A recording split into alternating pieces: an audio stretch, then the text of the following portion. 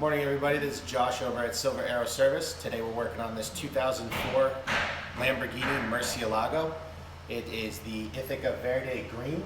The client has a bunch of things that we're going to be addressing on this car. He brought it to us shortly after he bought it, and we noticed a couple things that were going on. The door struts, when it's very cold, are getting pretty weak, so we're going to be replacing the door struts. We also noticed that the sway bar was actually broken. I've gone ahead already and replaced the sway bar yesterday. I can go over how I did it, but you can see right here the end of it is completely snapped off. So we put the new sway bar in it. The client was waiting for the links, so now we have the new links that we're going to be installing. The vehicle is also due for an oil change, and then we're going to be replacing the fuel filters and the exhaust gas temp sensors.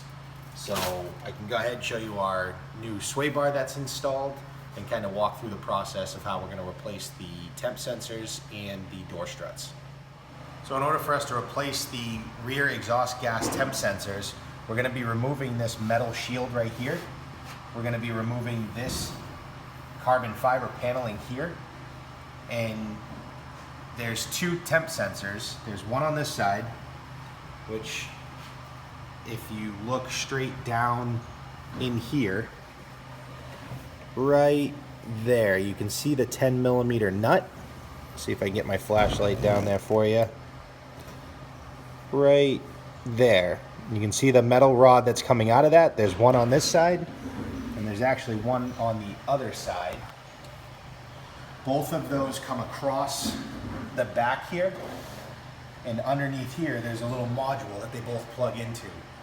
The only thing you want to be careful of is the exhaust does get very hot, so you want to make sure that you're careful in that you don't strip or snap the stud off the catalytic converter, because then at that point you'd be looking at replacing the catalytic converter. The reason we're doing this is because the check engine light keeps popping on saying that the car is running too hot when in fact it's not. So that's one of the repairs we're going to be completing. The other thing we're going to be doing while we're in here is an oil change. I think we've done a video already on how to do the oil change on this vehicle. Pretty straightforward. We'll get it warm. We'll take the oil cap off. We'll drain the block and the sump, replace the oil filter, and then refill it with approximately 12 quarts of 540 full synthetic motor oil. Then, as I said before, we're going to come over here. We are going to be removing the door panels and replacing the door lift struts. You can see right now it's pretty warm out right now, so the door is staying up, but it doesn't want to stay. It should propel itself up, and it just kind of hangs and doesn't move. So we'll be replacing those as well. I can show you the sway bar, how we went ahead and replaced that, and how we're going to install the new links.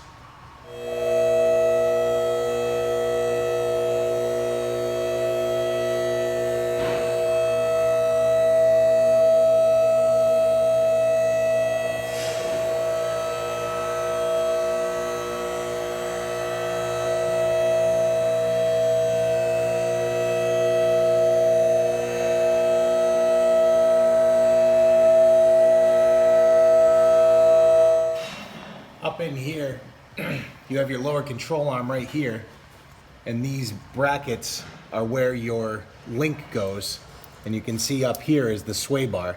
The sway bar bends, it comes up above the power steering rack, all the way across here, out the other side, and then connects to this lower control arm here.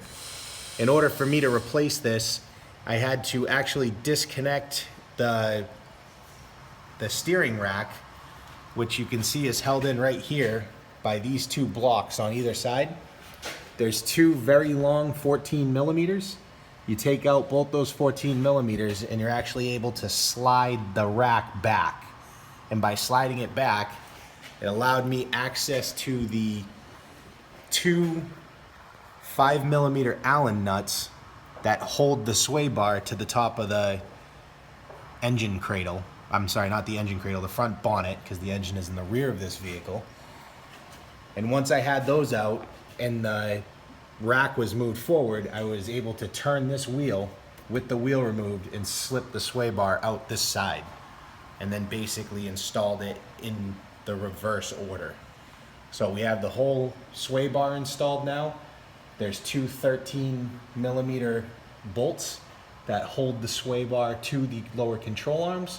Once we install those, the whole sway bar will be installed and repaired, unlike the one that was broken and just removed.